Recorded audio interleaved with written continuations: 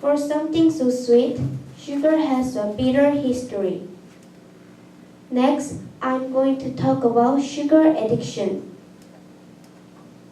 Are you the kind of person who always keeps a bar of chocolate nearby? Perhaps you feel weak or sleepy without your sweets. If so, you may have sugar addiction.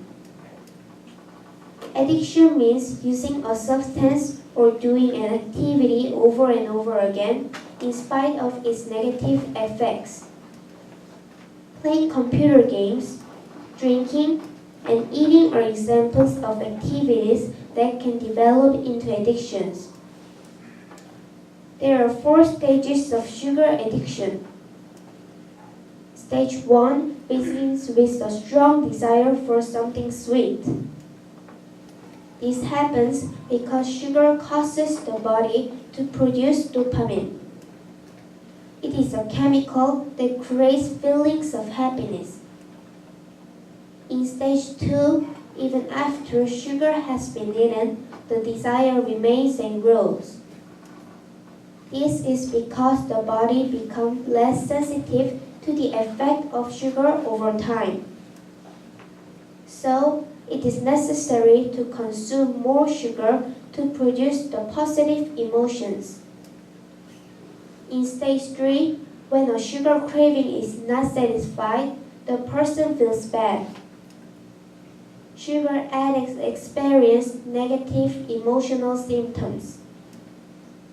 They also feel physical symptoms such as headaches, sleepiness, and lack of energy.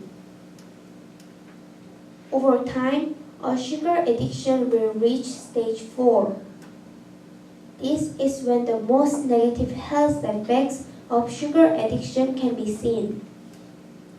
Unhealthy body weight and depression are examples.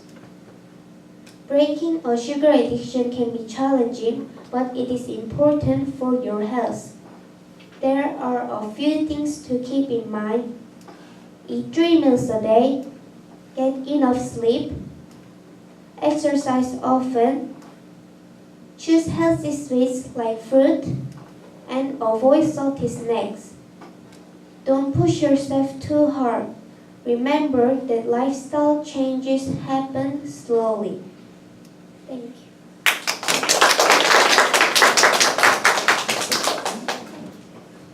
Nice job, Rosa. I did not forget your name.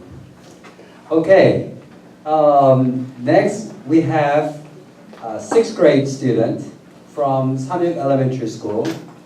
Amy Chun is going to come up and introduce one of the most well-known characters or figures in American history. She's going to come and talk to us about Benjamin Franklin.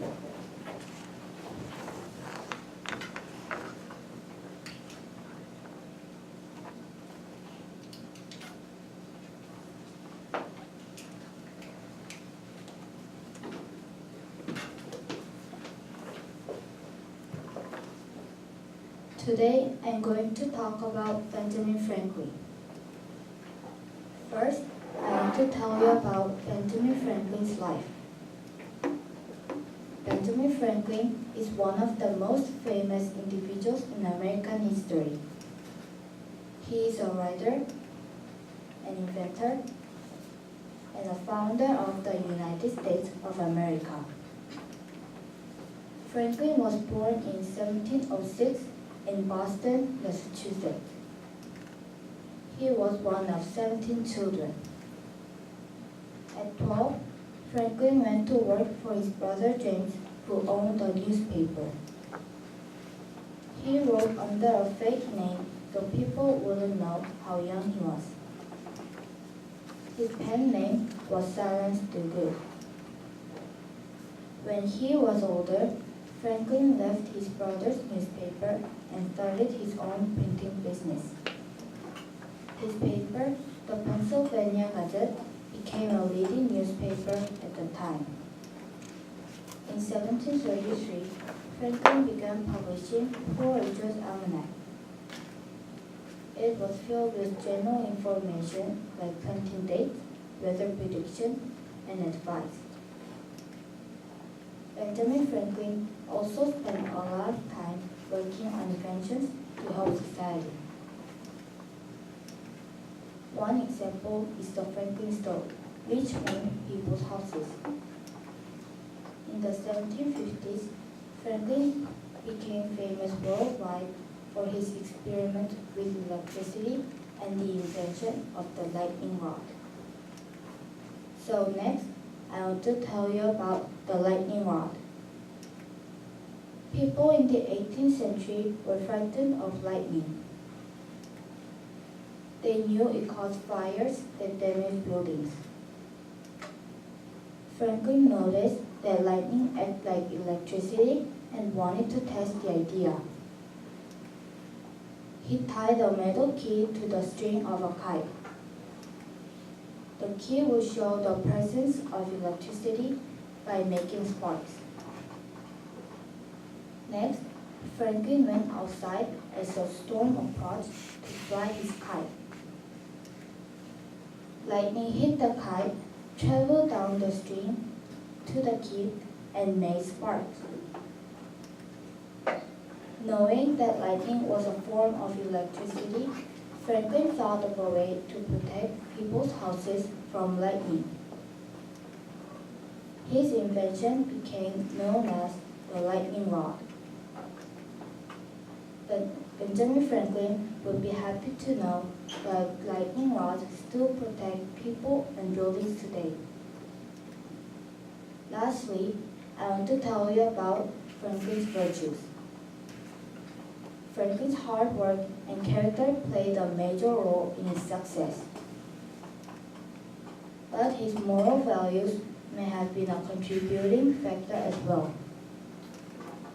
In his autobiography, he wrote about the virtues that he wanted to live by.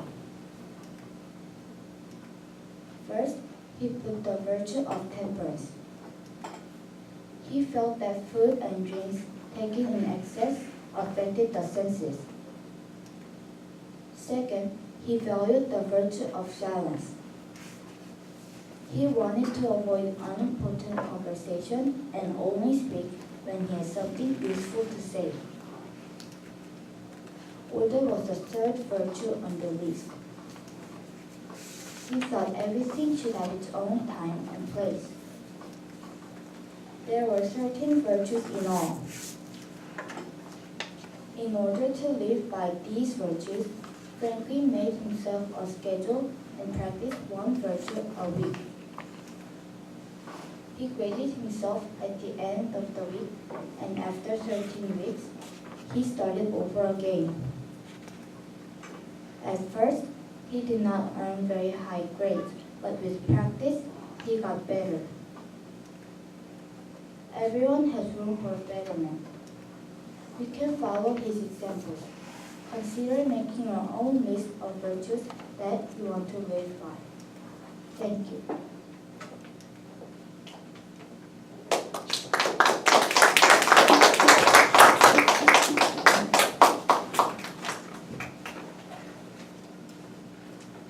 There was a little glitch. This is an example of a Korean person doing the Franklin virtue exercise, where he took each of the 13 virtues and graded himself every day. Okay. Next we have Olivia Lee. She is 6th grade student from Yongsan Elementary School. She's going to come up and talk to us about food.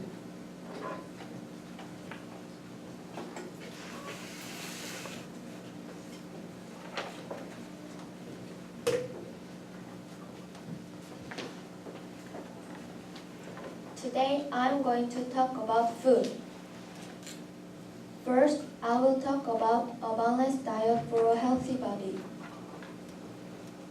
First, grains give your body energy. For example, oatmeal and brown rice are very helpful grains. They can give you energy throughout the day. Next, meat and beans are good for your growth. This is because beef, Poultry, fish, and beans contain protein. Protein makes your muscles, skin, hair, and nails healthy. Next, we have the dairy products. Milk, cheese, and other dairy products have calcium in them. Calcium keeps your bones strong. Drinking milk or a yogurt smoothie is a healthy and tasty way to start the day. Don't forget your fruits and vegetables. They contain many vitamins and minerals. We need this for your body to work well. Most of them are also low in calories and fat. Each food has an important purpose in your body. Eating a balanced diet will help you stay healthy and strong. Next, I will talk about painting faces made of food. In the 1600s, an Italian painter, Giuseppe Arcimboldo, painted many portraits with a special twist. Look at this painting. From far away, the man just looks like a gardener. However, once you're closer, you can see many vegetables. The gardener's cheeks are onions. How about this painting? From far away, this painting looks like a normal man. But if you look closely, his head is made of grapes, melons, tomatoes, and pineapples and more. The small objects in this painting all work together to create a larger picture of his face. Giuseppe Arcimboldo used his imagination to create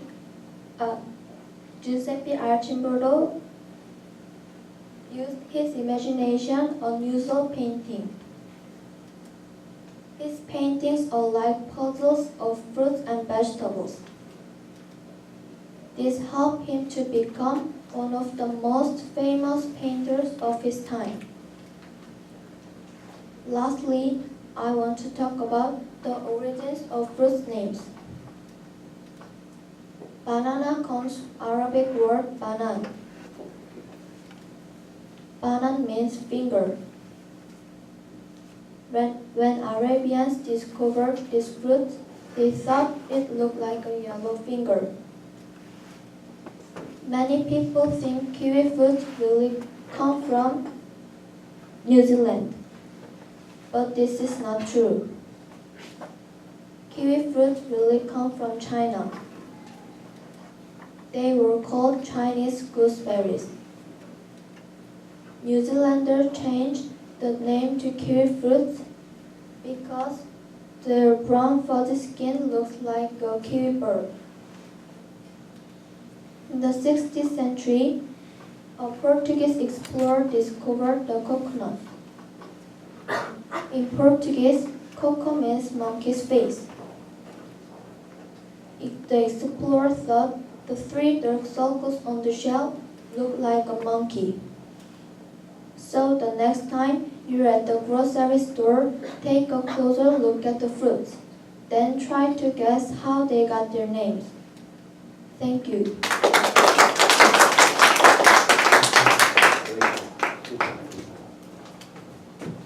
Good job. Great. Okay, we have the last presentation. James cannot be here because he is in the middle of a final competition for his school. But our last presenter is Bonnie Park. She is also a 6th grader from Samyuk Elementary School. She's going to come and talk to us about star.